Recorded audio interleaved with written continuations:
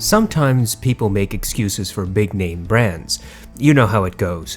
A well-respected brand releases a new product and hypes it to no end. Then it turns out that the product is much less than advertised.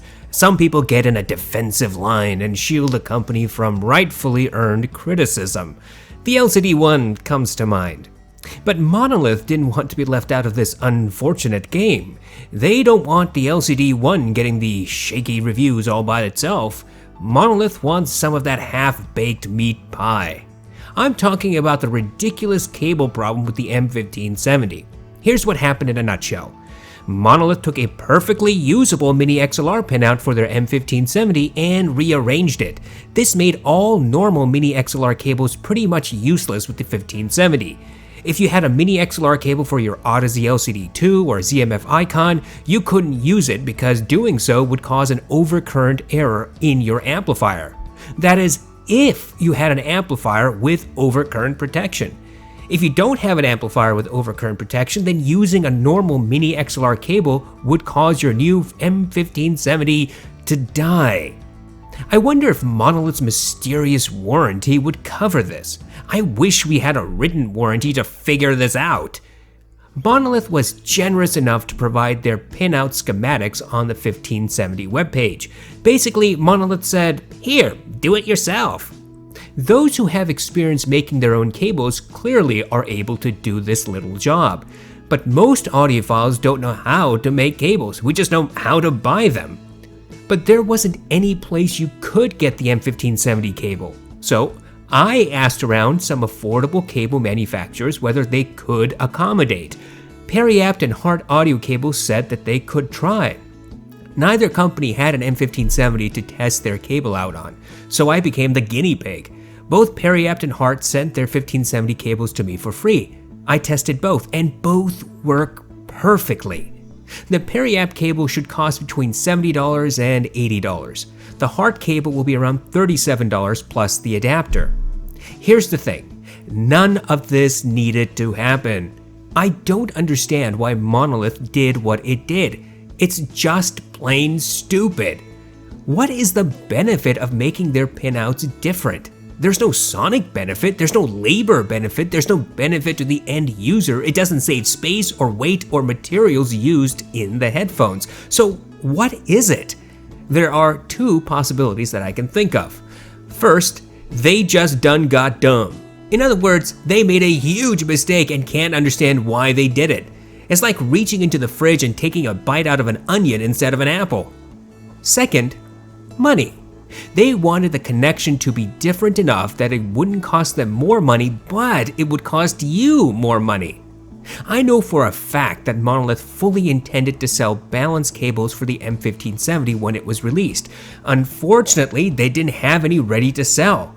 Monolith is hoping to have their cables out sometime this year, if that's even in the game plan anymore. And they're planning to charge about $100 for those cables for the M1570. So let me break this down.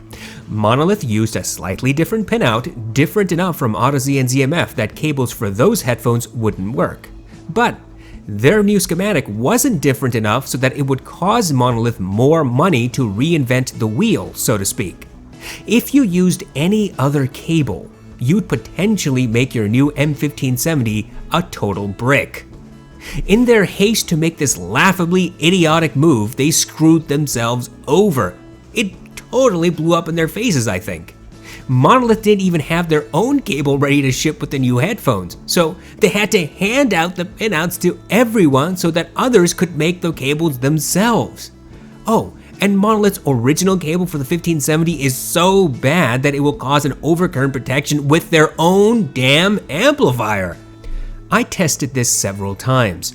I used just the cable that came with the M1570 and plugged it into the Monolith THX desktop. When I took the volume up to -15 decibels or higher, the amp would turn off because its overcurrent protection got triggered. And this, by the way, was with the 1/4-inch connection, not even the XLR. Somehow, Monolith managed to cripple their headphones using their own amplifier. How do you spell stupid? I hate this sort of nonsense. It's more cost and frustration to the customer. It's completely unnecessary. It's worse than using proprietary cables like Sennheiser, because by using Mini XLR, Monolith gave the impression any Mini XLR cable would work. In fact, I contacted Hobie Seacrest at Monolith about this when the issue first arose. I explained in detail what was happening and told him to look at the video I had uploaded. He said he asked his team to figure out what was going on. Tick tock, no fix, no answer, no follow-up email from Monolith saying what happened, why it's happening, or what they're going to do to make this right. Bullshit. That is what it is. This is the reason why I get pissed when people make excuses for brands. Stop doing it. It's not appropriate when you make excuses for Audeze or Beyerdynamic, and it's not appropriate to make excuses for Monolith or any other brand. When you screw up so royally, your response should be to admit you made a mistake and find a way to make your customers happy. Don't just brush the issue under the rug and say, nah, it's not a big deal. For example, Audeze did the same thing with the LCD-1.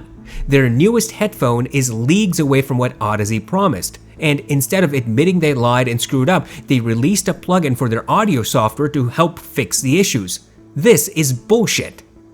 Beyerdynamic refuses to rework their Tesla drivers so that the treble is much more controlled. They refuse to acknowledge the problems with the DT1770 and kept selling it. But Beyerdynamic evangelists said there was nothing wrong. Bullshit! And now here you are, Monolith, being spoken of in the same phrase as the big boys. The cable problem that you have is totally different from the driver issues your M1060 had.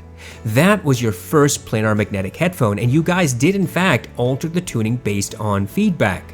But here, you made a pinout that potentially could ruin the new headphones. There is no excuse for this.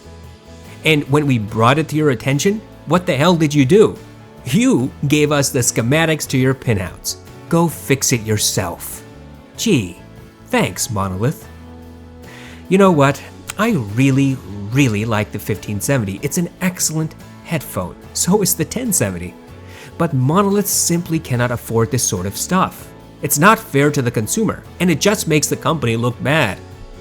Look, Monolith, you guys already have an uphill battle against the audiophile naysayers who bash you for being so-called Audeze copycats. You don't need more bad vibes. Fix this. Apologize. You know who bought your headphones.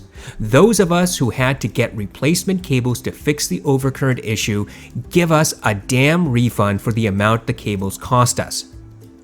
Look, I got my cables for free from Perry Upton Hart, so I don't expect anything from Monolith. But those who weren't so lucky need to be reimbursed. And if you, Monolith, think that this is just whining that you can ignore, I'll remind you that we audiophiles pay for your expensive products. Your average consumer isn't going to put down $600 for a headphone.